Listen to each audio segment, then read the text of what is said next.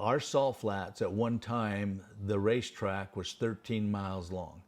Now, if we can find 5 miles of good track and 2 miles of shutdown, we're excited.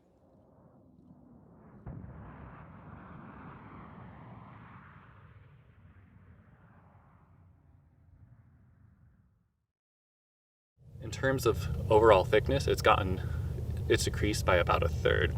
And in terms of the overall area of the salt plan, it's also been getting smaller over time.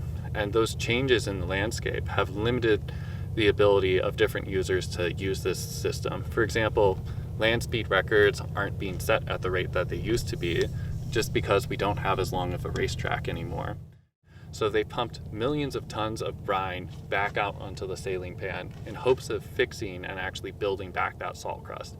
And so what my work is doing is focusing and trying to understand how is that working and what are the actions that we can do in terms of helping to preserve this landscape so it doesn't continue on its current pathway of getting smaller and smaller over time.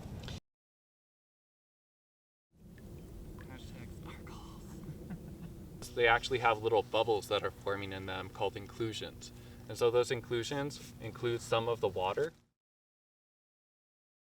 We can try to do some fixes, but it might be trying to put a band-aid on like a scar or like a huge wound. Like, we need to understand what's happening so we can make the best recommendations that are going to work in terms of the long term.